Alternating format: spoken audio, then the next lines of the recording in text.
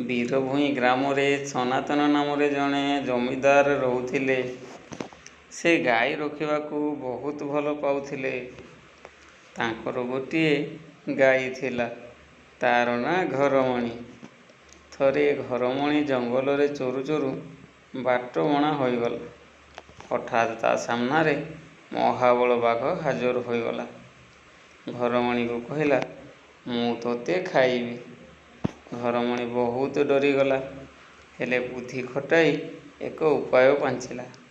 ବାଘକୁ କହିଲା, "ଆପଣ ହେଲେ ରାଜା। କେତେ ଜୀବଜନ୍ତୁ ଖାଇ ମୁହଁ ଅସନା ହୋଇଯାଇଥିବ। ଆପଣ ଯାଆନ୍ତୁ, ପ୍ରଥମେ ଝରଣା ପାଣିରେ ମୁହଁ ଧୋଇବେ ଏବଂ ଝରଣା କୂଳର ମୁଗୁନି ପଥରରେ ଦାନ୍ତକୁ ପଜେଇ ଆସି ମୋତେ ଖାଇବେ।" "ଠିକ୍ କହିଲୁ" କହି ବାଘ ଯେମିତି ଝରଣା କୂଳକୁ ଯାଇଛି, ଘରମଣି ଛୁ ମାରିଲା। ହେଲେ ଯାଉ ଯାଉ ସନ୍ଧ୍ୟା ହୋଇଗଲା ଏବଂ ଘରମଣି ଗୋଟିଏ ଗୁମ୍ଫାରେ ଆଶ୍ରୟ ନେଲା। ସେଇଟା ଥିଲା ସିଂହର ଘର। ସିଂହ ଯେମିତି ଗୁମ୍ଫାରେ ପଶିଛି, ଦେଖିଲା ଅନ୍ଧାରରେ ଆଖି ଦୁଇଟି ଚିକ୍ ଚିକ୍ କରୁଛି।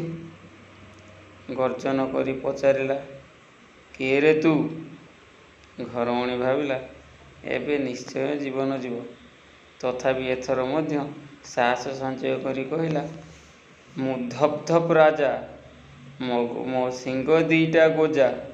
ଏକ ଶିଙ୍ଗରେ ଗଛକୁ ଭାଙ୍ଗେ, ଦ୍ୱିତୀୟ ଶିଙ୍ଗରେ ସିଂହକୁ ମାରେ।"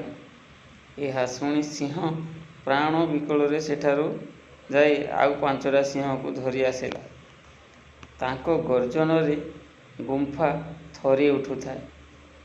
ଘରମଣି ଛାତିକୁ ଦମ୍ଭ କରି କହିଲା, "ଏ ସିଂହ, ତୋତେ 10ଟା ସିଂହ ଆଣିବୁ କହିଥିଲି। ତୁ କ'ଣ 5ଟା ଆଣିଛୁ?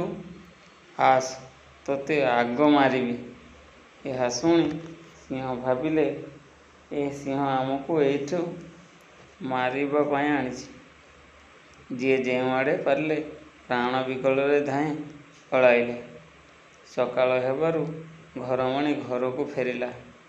ନିଜର ଉପସ୍ଥିତି ବୁଦ୍ଧି ଯୋଗୁଁ ନିଜଠାରୁ ଶକ୍ତିଶାଳୀ ଜଣଠାରୁ ନିଜ ଜୀବନ ବଞ୍ଚାଇ ପାରିଲା।